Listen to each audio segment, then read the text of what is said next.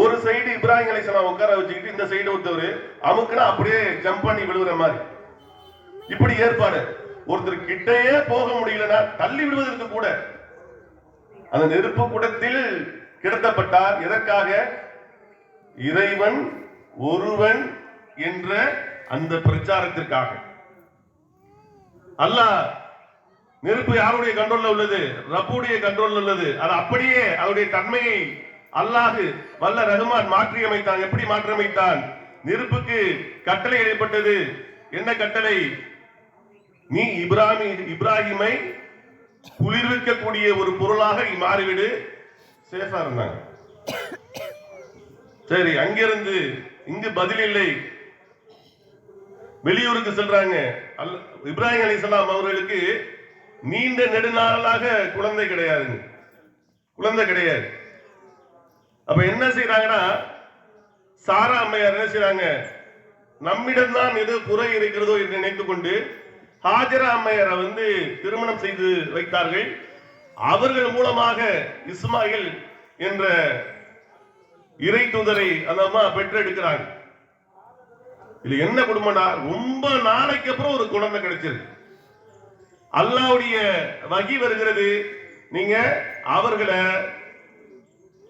பாலைவன அந்த பெருவிதியிலே விட்டு விட்டு நீங்க கிளம்பிருங்க. எப்படி இருக்கும்? மனசு வலிக்கும். ரொம்ப நாள் ஒரு கிளச்சி ஒரு குழந்தை பிறந்தா அதை கட்டி அணைத்து முத்தி முகர்ந்து இதெல்லாம் இயல்பா மனிதர்களுக்குள்ள ஆசை.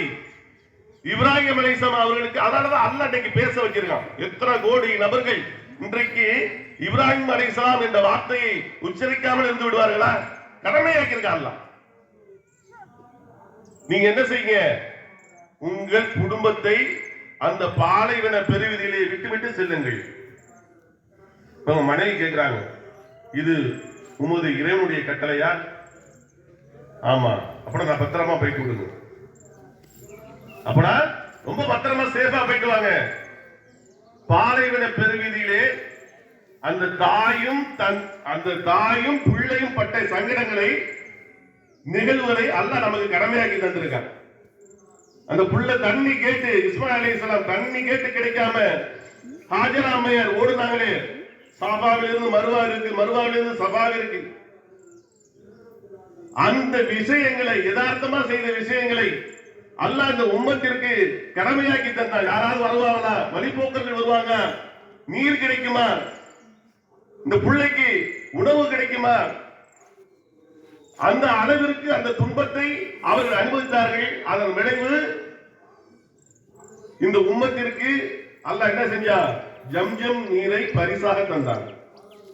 இப்ராஹிம் அலைஹிஸ்ஸலாமுடைய காலடியில் இருந்து அது பெறப்பட்டு வந்தது. எதற்காக இந்த தியாகங்கள் வருடந்தோறும் பேசப்படுகிறது? ஏதோ கூடி களைவதற்கான ஒரு விஷயம் அல்ல. அப்படி நினைச்சிடக்கூடாது. இதை இன்னைக்கு நம்மை சுற்றி ஆயிரக்கணக்கான கேள்வி கணைகள். நம்ம வாழ்வதற்கு சங்கடமான ஒரு சூழல். இன்னைக்கு நம்ம சேஃபா பெருநாளை கொண்டாடிட்டு இருக்கோம். ஆனா யூபியில போன நோன்பு பெருநாள இந்த மாதிரி திடல்ல தொழ முடியாது.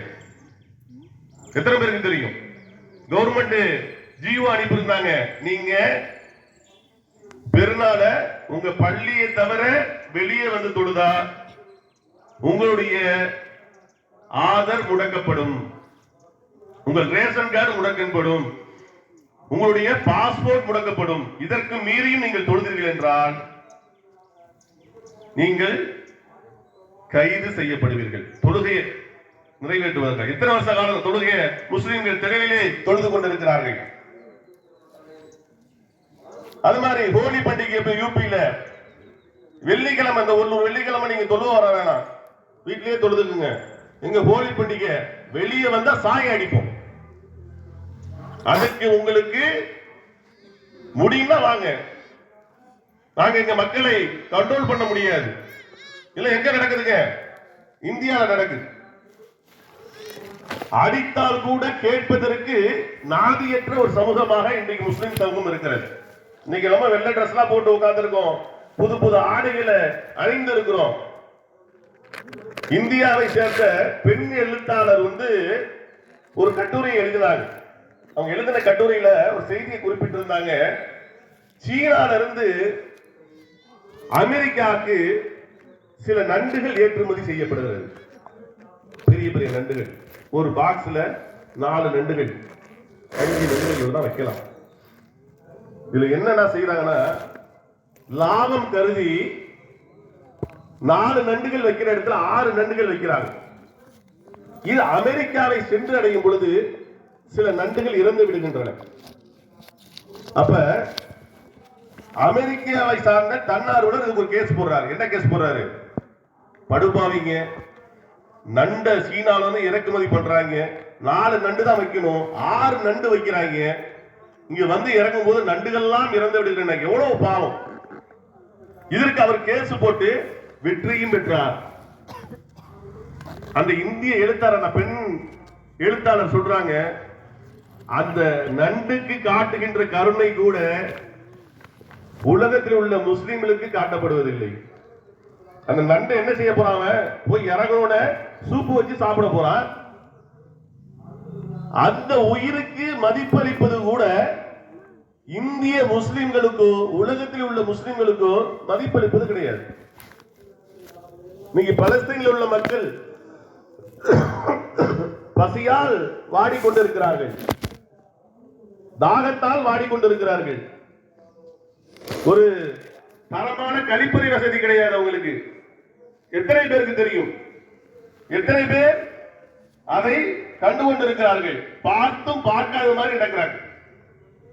கத்தார்ல கூப்பிட்டு டொனால்டு ட்ரம்புக்கு அரசு முறை விருந்து ட்ரில்லியன் கணக்க செலவு பண்ணப்படுது. ட்ரில்லியன். அவருக்கு சொந்த விமானம் பரிசாக வழங்கப்படுகிறது கத்தார் அரசால். இங்க பசிக்கு ஒரு துண்டு பிரெட் கிடைக்காம குப்பையிலிருந்து கிளறி அந்த மக்கள் அந்த ரொட்டிகளை சாப்பிடுகின்ற காட்சியை பார்த்தா அப்படியே நெஞ்சம்லாம் உருகு. நமக்கு பக்கத்திலேயே இருக்கிறவர்கள் வறுமையின் பிடியில் சிக்கி சுகாதாரமே இல்லாமல், குடிக்கிறதுக்கு தண்ணி இல்லாம, உடுத்துவதற்கு உடை இல்லாமல், சாப்பிடுவதற்கு சாப்பாடு இல்லாமல் இன்னைக்கு என்ன செய்யறாங்க? உயிரை இழந்து கொண்டிருக்கிறார்கள் பலஸ்தீன மக்கள். என்னைக்காவது இந்த உயிர்கள் மதிக்கப்பட்டிருக்கிறதா?